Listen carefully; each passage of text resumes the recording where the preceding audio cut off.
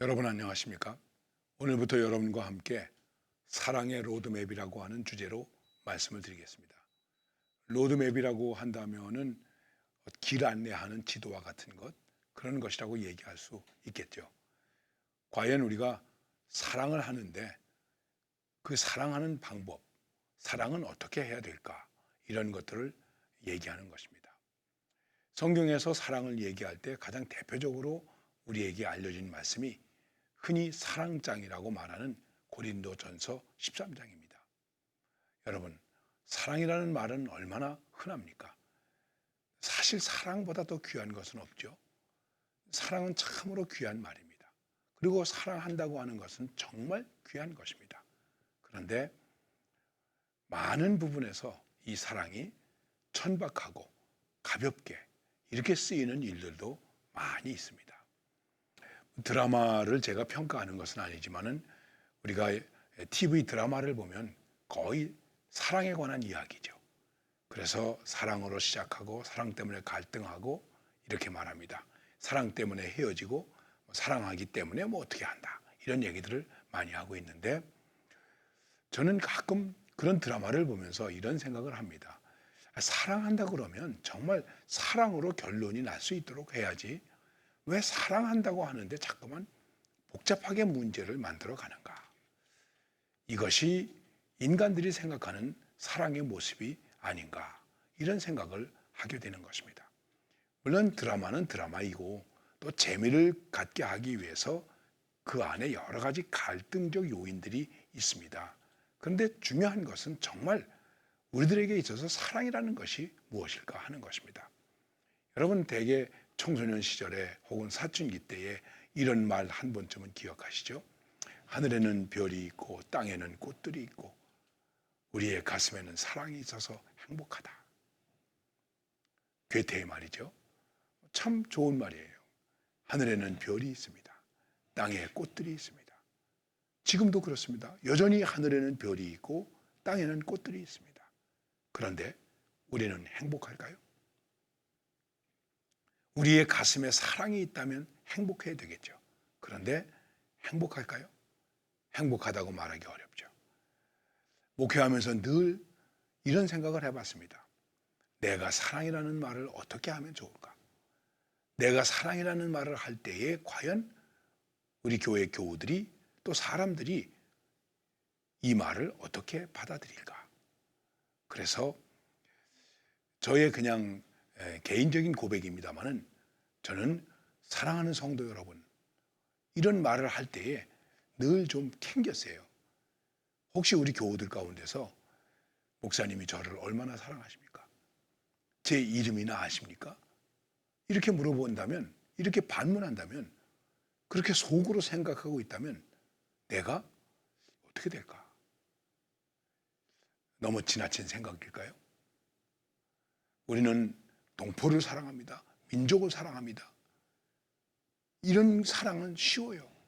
그러나 한 사람 한 사람을 생각하면서 개인적으로 사랑한다는 것은 얼마나 어려운 일이겠습니까?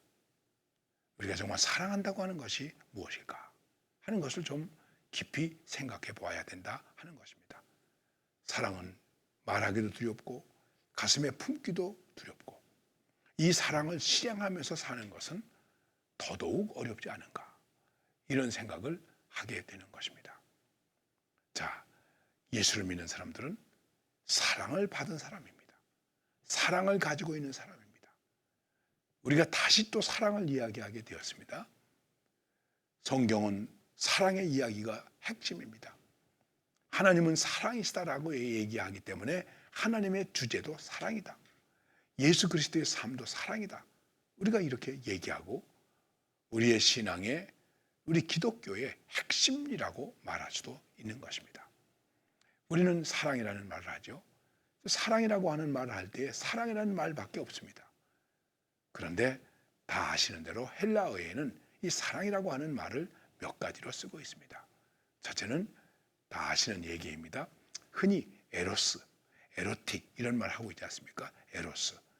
감정적이고 육정적이고 애욕적인 것이다. 그래서 이 사랑을 나쁘게 생각하기 쉽습니다. 그러나 모든 사람들의 마음 속에는 에로스적인 사랑이 있습니다.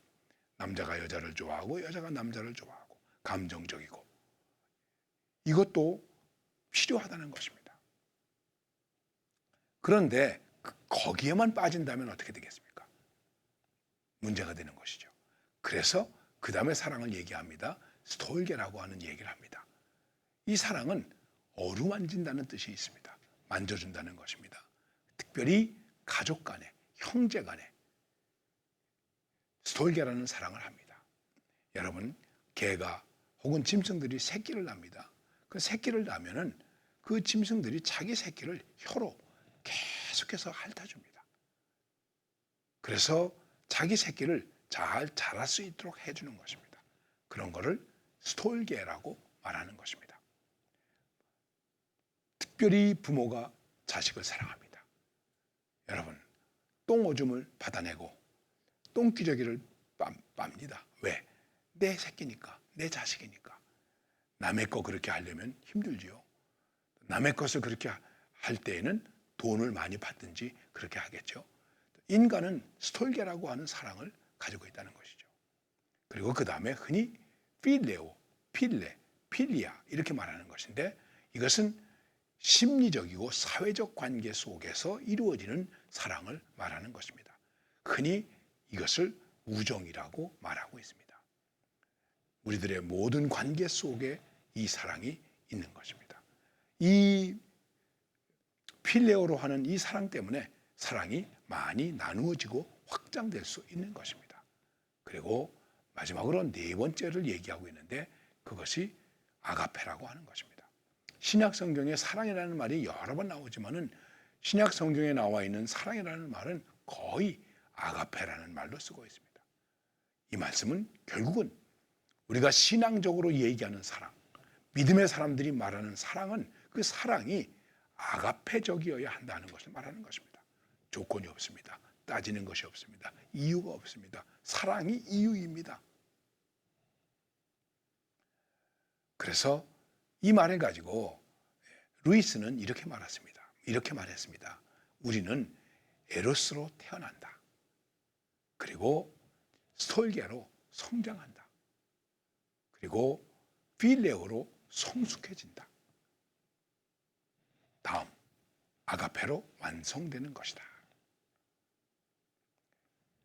에로스로 사랑이 태어납니다. 에로스로 우리가 이 세상에 태어났다고 말할 수 있습니다. 그런데 이것이 성장하기 위해서 스톨게가 필요합니다. 어루만짐이 필요합니다.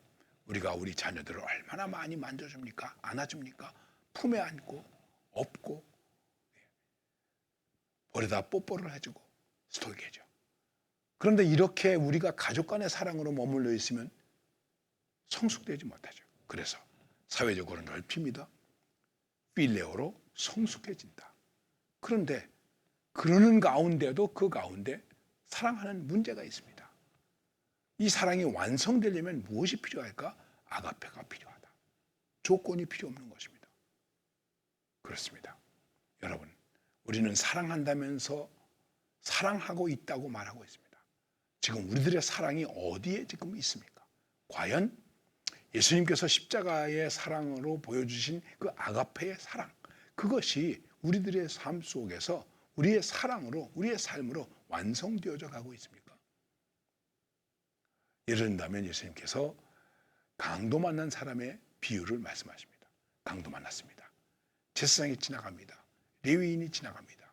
여러분, 그들이 지나갈 때 합리적인 이유가 있습니다. 이러기 때문에 난 이 사람을 돌볼 수가 없어. 내 마음은 돌봐주고 싶지만은 내가 이 사람을 돌봐줄 수 없어.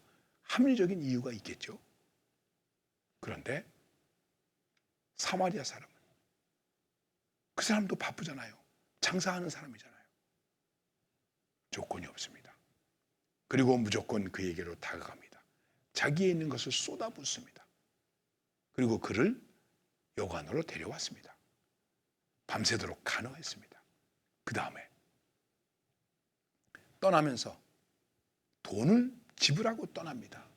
그리고 말합니다. 만일 모자라면 내가 돌아올 때 갚아드리겠습니다. 자, 저 안에 강도 만난 사람으로부터 보장을 받았습니까? 보장이 지금 예비되어 있습니까? 아무것도 없습니다. 그런데도 불구하고 그렇게 베푼 것입니다. 그게 사랑의 완성입니다. 우리가 사랑하려고 할 때에 여러 가지 이유가 있습니다. 조건이 있습니다. 거기에 맞아야 사랑합니다. 그러니까 결국은 어떻게 되겠습니까? 우리 가운데 사랑이 있지만은 우리는 불행한 것입니다.